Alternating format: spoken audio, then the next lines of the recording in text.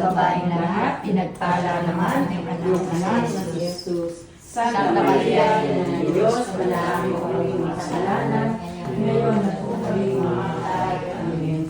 Abagang Maria, napupuno ka ng grasya, ang Panginoon Diyos ay sumasa iyo. Bukod kang pinagpala sa babaeng lahat, pinagpala naman yung anak na si Jesus. Santa Maria, Ina ng Diyos, panalangin mo kaming makasalanan, ngayon at kung kami mamatay. Amen. Mabagay ng Maria, napupuno ka ng grasya, ang Panginoon bukod kang pinagpala sa babaeng lahat, pinagpala naman ang anak na si Jesus. Santa Maria, Ina ng Diyos, panalangin mo kaming makasalanan, ngayon at kung kami mamatay. Amen. Luwalhati sa Ama, sa Anak, sa Espiritu Santo, kaparan sa unang-una, ngayon at kapayalaman, kasawalan ng Amen. Luwalhati sa Ama. Pangalan ng Ama, ng Anak, ng Espiritu Santo. And Lord, bless mo po ang kabuhayan na ito na magsisilbing gabay sa kanilang pagsasamang mag-asawa. Nawa patuloy mo po silang tutulungan, gagabayan ng banal na Espiritu upang bigyan mo rin sila, Lord, ng mahabang buhay at maraming anghel na ipagkakaloob sa bawat isa sa kanila. Tulungan mo po sila sa kanilang mga kahilingan, panalangin sa pangalan ni Jesus na aming Panginoon. Amen. Luwalhati sa Ama, sa Anak, sa Espiritu Santo. Amen. Ayan. Doon ka sa labas manggagaling. Pati ba doon? Hindi. Papasok. Papasok lang, kahit dito lang sa loob. Dito na lang po ako. Lumabas ka muna. Para papasok yung biyaya. Oo.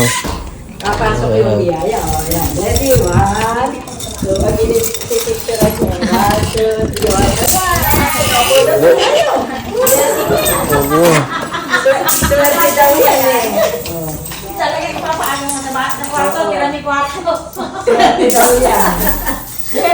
Ikalat ang kalat. Hindi, ikalat ang swerte. Ako para meron. Ako, sige. Yung NP na hanap ko. May NP yan. Wala ka ko rito eh. Meron daw. NP. Oh. Easy ah. Sa gilid. Dito sa kwarto mo. Bigas? Nawa maraming biyaya ang matanggap nilang mag-asawa. At ilang anak ba gusto mo? Kung isa lang po pag yun. Ay, Ano hindi na. na yung isa wala sa away. Ay, tagawin mo, gandinis.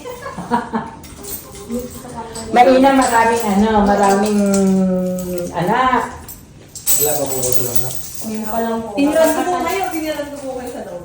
Hindi, okay na ako. Meron pa din sa loob. Natitira, bahala na yung may mga tira dyan. Ayaw mo na yung ibang matira para meron. Meron niya akong napuntahang bahay. Nagkalat yung pera niya. Akala ko naman nalaglag lang. Opo. Nagdala kaming Mama Mary. Sabi ko, ay yung pera o yung coins na nalaglag. Ako, inakailangan ko po niya. Hindi ko yan tinatagal. Pag nagwawalis daw, nililisan niya lang. Or pupulutin at saka ilalagay. Kung meron din niya po nun sa ibang kwarto. Meron pala ka akong gano'n lang nila. Samantalang kumbaga, kabuhayan niya. Huwag ka munang magwalis. Yan mo muna siya. Ayaan mo siya dyan na. Kaya ang putahan lang na muna yung Bawal magwalis, ha?